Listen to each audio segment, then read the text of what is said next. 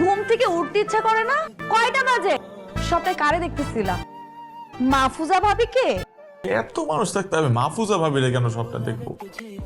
শুধুমাত্র তোমার জন্য আমার মেয়ের প্রত্যেকদিন স্কুলে যেতে দেরি হয়। আজকে তো মনে স্কুলে যেতে পারবে না। কিভাবে যে তুমি অফিস করো? তোমার অফিসের কথা নাই বললাম। অন্য কথা হলে তোমাকে অফিস থেকে বের করে দিও, শুধুমাত্র তোমার বন্ধুর অফিস থেকে। তোমার বন্ধু তোমাকে কিছু বলে না? এখনো চাকরিটা টিকে? এভাবে লাইফ চলে না। এই ওঠো, স্কুলে নিয়ে যেতে হবে। মেয়েটা স্কুল আজকেও মিস করবে। তাড়াতাড়ি আসো। রাকিব, বিদ্যুতের বিলটা কি দিয়েছিস? বিদ্যুতের বিল তো ভুলে গেছি। আমার ওষুধটাও কিন্তু আনিসনি। ওষুধের কথা মনে হয় ভুলে গেছে। না তুমি তো বললা যে মার 2 দিনের ওষুধ আছে, এর জন্য আর আনি নাই। এত গা ছাড়া ভাব কেন তোর? হ্যাঁ, চাকরিটা যে কিভাবে করিস আল্লাহই জানে। বন্ধুর কোম্পানি বলে বেঁচে গেছিস, আর না হলে কি যে হতো তো। সামিম ভাই আছে বলে আমরা এত ভালো আছি। উনি খুবই ভালো মানুষ। বাবা, তুই অফিসে যাওয়ার সময় তোর বাবাকে কিছু টাকা দিয়ে যাস। আমার কিছু ছোটখাটো জিনিস লাগবে। আচ্ছা ঠিক আছে। पूछो कभी तो कैफियत पूछो तुम्हारे बिन दीवाने का क्या हाल है। मेरा देखो ना मेरी हैसियत पूछो तेरे बिन एक दिल আয় না। রহমান ব্রাদার্স থেকে আমাদের আর মাল নেওয়া ঠিক হবে না। ওদের কথার কাজে কোনো মিলই নাই। তাহলে বন্ধ করে দে, আমারে জিজ্ঞেস করতেছিস কেন? তুই অফিসের মালিক, তুই ছাড়া কিভাবে কি? আর তুই অফিসের সিইও, বড় বড় ডিসিশন মেকিং করার রাইট এবং পাওয়ার তোর আছে। নাদিয়া কল দিছে। বলো। এই শোনো না, আসার সময় একটু কচুরমুখী নিয়ে এসো তো। মা না কচুরমুখী খাইতে চাইছিল। আচ্ছা ঠিক আছে, নিয়ে আসবো। এই শোনো না, আরেকটা কথা, দেখো তো ইলিশ মাছ পাওয়া যায় কিনা। মানে তোমার কাছে টাকা কি আছে? ইলিশের যে দাম। না টাকা হবে, অসুবিধা নেই, আনবো। দোস্ত, একটা কথা বলি তোকে। বল। এই যে তুই এত বড় একটা কোম্পানির মালিক, ভাষায় বলিস তুই একটা কর্মচারী।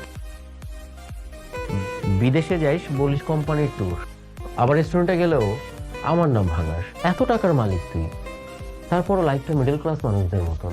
প্রাচুর্য মানুষের সুখ শান্তি কেড়ে নেয়। তুই জানিস আমার প্রতিটা সকাল শুরু হয় নাদিয়ার সাথে খুনসুটি দিয়ে। আমি যে খুব ঘুম কাতুরে লোক তা কিন্তু না, আমি ইচ্ছা করে দেরি করে ঘুম থেকে উঠি। আরো প্রতিদিন সকালবেলা এক একটা অভিনব পদ্ধতি বের করে আমাকে ঘুম থেকে ওঠানোর জন্য। এই যে আমার সকালটা শুরু হয় আমার ওয়াইফের সাথে দুষ্ট মিষ্টি খুনসুটি দিয়ে, যেটা কি সবার ভাগ্যে জোটে? জোটে না। এই যে আমাকে ফোন দিয়ে বললো কচুরমুখী নিয়ে আসতে, আবার ইলিশ আনার কথা বলার সময় একটু চিন্তা করছি ওর হাজবেন্ড ইলিশ কেনার সামর্থ্য রাখে কিনা। এই মানে এইটার পেছনে যে একটা দরদ না, এই দরদটা থাকবে না যখন ও জানতে পারবে যে আমি অনেক টাকার মালিক। আমার বাবা বিদ্যুৎ বিল দিতে দেরি হলে আমাকে পিচ্চি বাচ্চার মতো ঝাড়ি দেয়। আমার বাবা যখন জানবে যে আমার টাকার অভাব নাই, তখন কি এই মায়া ভরা বকাঝকা আর করবে আমাকে? আমার মা আমার কাছে ছোট ছোট আবদারগুলো করে, সে আবদারগুলো পূরণ করতে আমার খুব ভালো লাগে। আমার মেয়ে প্রতিদিন সকালবেলা আমার হাত ধরে যখন স্কুলে যায় তখন এটা ওটা কেনার বায়না করে। আমার ওয়াইফ যখন জানতে পারবে যে আমার অনেক টাকা, তখন কি সে আর রান্না করার জন্য রান্নাঘরে যাবে? রাতের খাবারটা একসাথে খাই, একসাথে টিভি দেখি, লুডো খেলি, কারেন্ট চলে গেলে ছাদে গিয়ে গল্প করি। আবার আমার ভুল হলে আমার বউ আমাকে সবার সামনে বকাঝকা করে, ওইটাও আমি এনজয় করি। এগুলো কিচ্ছু থাকবে না যখন তারা জানতে পারবে যে আমি অনেক টাকার মালিক। আমি চাই না আমাদের মধ্যবিত্তের সুখ প্রাচুর্যের কাছে হেরে যাক। তার মানে কিন্তু এই না যে আমি ওদেরকে কষ্টে রাখছি। রেস্টুরেন্টে নিয়ে যাই খাওয়ার জন্য, ভালো জামা কাপড় কিনে দিই, বছরে 1-2 বার ঘুরতে নিয়ে যাই দেশের বাইরে। আমি কিন্তু কোনো কিছুর কমতি রাখি নাই, শুধু এই সত্যটা গোপন করছি। তোর ভাবনাগুলো ফেলবার মতো না। खैरियत पूछो कभी तो कैफियत पूछो तुम्हारे बिन दीवाने का क्या हाल है। বাজার, সবজি, মাছ এই পর্যন্তই তো আনতে বলছিলাম। এই গুড়া চিংড়ি কেন নিয়ে আসছো? রাতে কম দামে পাইছি তাই নিয়ে আসছি। 3 দিন ধরে বউ আসতেছে না, কেন নিয়ে আসছো এগুলা? এখন এই রাতের বেলায় মাছ কে কাটবে? আমি চিংড়ি মাছ কাটতে পারি না, আমি সব পারি। কি হলো? এই তো রক্ত বের হয়ে গেছে। থাক, তোমার করতে হবে না, আমি করতেছি। ছাড়। দুজনের সিট হবে না? সরি, আমাদের স্যার লাঞ্চ আউটটা তার ফ্যামিলির জন্য বুক করে রেখেছেন। চলো পাশেরটাই দেখি। যখনই তুমি আমাদেরকে নিয়ে খেতে বের হও, তখন যে রেস্টুরেন্টে যাই সেই রেস্টুরেন্টই ফাঁকা থাকে। কিভাবে? এটা আমি কি করে বলবো বলো তো? লাকিলি হয়তো বা হয়ে যায়, ওদেরকে নিয়ে যখন খেতে আসি তখন অন্যরা কেউ খেতে আসে না, অথবা তোমাদেরকে নিয়ে যে রেস্টুরেন্টে খেতে আসি ওই রেস্টুরেন্ট অতটা ভালো না, চলে না রেস্টুরেন্ট। কিন্তু এই রেস্টুরেন্ট দেখলে তো মনে হয় না যে চলে না। ভালোই চলার কথা, অনেক সুন্দর না? অনেক সুন্দর। কিন্তু ভালোই লাগছে যে আশেপাশে কোনো মানুষ নেই, আমরা আমাদের মতো করে খেতে পারতেছি।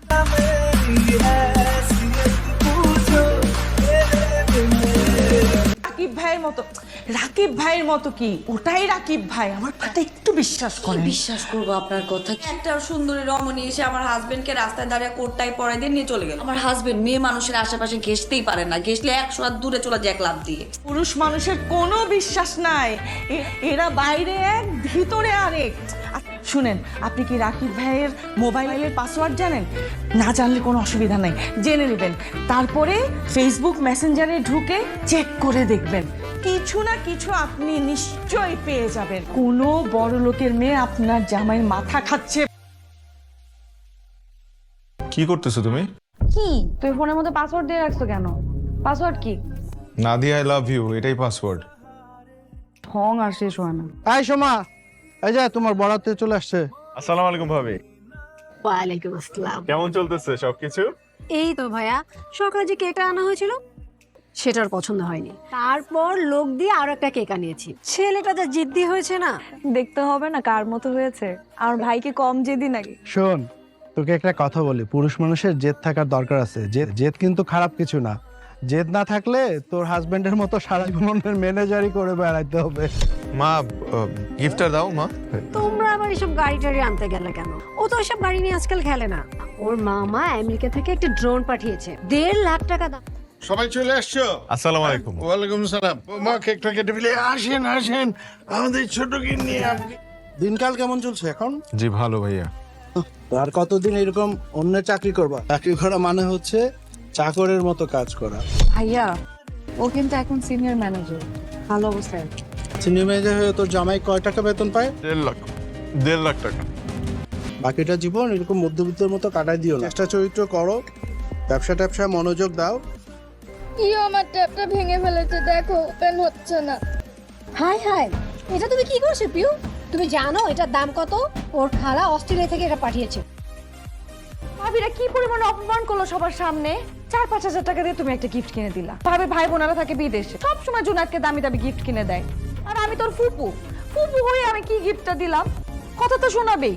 ভাইয়া ঠিকই বলছে, সবাই সামিউল ভাইয়ের উপর ভরসা করে থাকে, জীবনটাই পার হবে চুলা ঠেলতে ঠেলতে। কি বলতেছো তুমি? ঠিকই বলতেছি। বাবাকে বলবা যে তোমাদের গ্রামের একটা জমি আছে, সে জমিটা বিক্রি করে তোমাকে যাতে কিছু টাকা দেয়, এটা দিয়ে একটা বিজনেস শুরু করো, কিছু একটা করো। তুমি টাকা কোথায় পাইছো ট্যাপ কেনার? আরে টাকা সামিউল দিছে, বলতে গিয়ে ভাস্তি একটা জিনিস নষ্ট করে ফেলছে, এর জন্য এত কথা শোনানোর কি আছে? এটা ওর খুব খারাপ লাগছে, তাই ও আমাকে টাকা দিছে আর আমি টাকা দিয়ে একটা ট্যাপ কিনে পাঠিয়ে দিছি। আমি জানতাম এটা সামিউল ভাইয়েরই কাজ হবে। কিন্তু একটা দুঃসংবাদ আছে। দুঃসংবাদ? হ্যাঁ, ভাইয়া তো মহা বিপদে পড়ছে। তুমি জানো 6 কোটি টাকার প্রোডাক্ট ছিল এখানে, কি জানি কি ফলস ডিক্লারেশন ছিল, এই জন্য নাকি প্রোডাক্ট সব আটকাই দিল। বাবা তো পুরা ভেঙে পড়ছে। তুমি বুঝতেছো এক থেকে কত পরিমাণে প্রেসার আসবে সব। আমি শুনলাম ভাইয়ার নামে নাকি তারা মামলাও করতে পারে। কি হয়েছে মামা? কি হয়েছে পিউ? বাবা! বাবা! পিউ, আপনাদের বাচ্চার হার্টে একটা ছিদ্র আছে। হঠাৎ করে হার্টে ছিদ্র কোত্থেকে আসলো? না না করে না, এটা জন্মগত। যখন ছোট থাকে তখন এগুলো টের পাওয়া যায় না। এখন আমার মেয়ের কি হবে? কি হবে এখন আমার মেয়ের? ওর ওপেন হার্ট সার্জারি করতে হবে। কি বলতেছেন আপনি? এতটুকু ছোট বাচ্চার ওপেন হার্ট কি করে হয়? এটা ছাড়া এটা করতে হবে এবং দ্রুতই করতে হবে। কিছু খরচাপাতির ব্যাপার আছে, তাই ভালো লাগবে। টাকার ব্যবস্থা হয়ে যাবে। আপনি প্লিজ আমার মেয়ের অপারেশনের ব্যবস্থা করে দেন। টাকার বিষয়ে বলবা? এটা কিভাবে জোগাড় করবা তাই তো? এর কাছ থেকে তো চাইতে পারবো না, ভাইয়া তো নিজেই ডুবে বসে আছে। কার কাছে চাইতে হবে? সামিউল ভাই? চলো লাগবে তোমার কাছে চাইতে, তাই না? ওর চাইতেও হবে না, আমি দরকার তার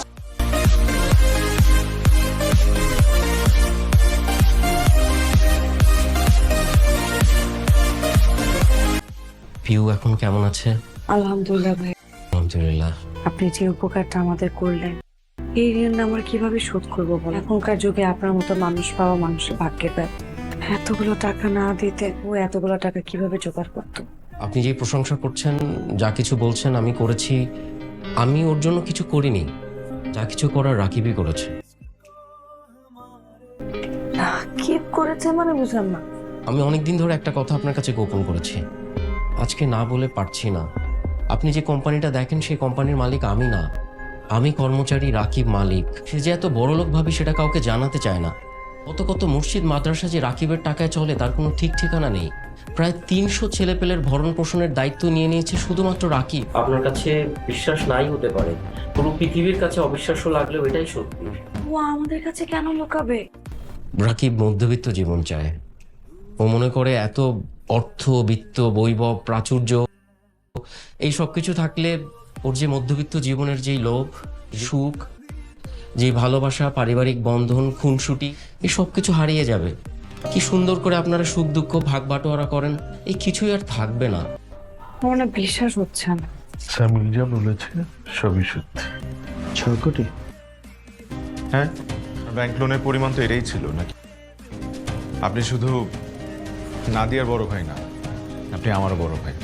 না বুঝে অনেক সময় ছোট করে অনেক কিছু বলে ফেলছি ভাই, তুমি প্লিজ আমাকে ক্ষমা করে দিও। না না ভাই, আপনজনদের কখনো ক্ষমা চাইতে হয় না।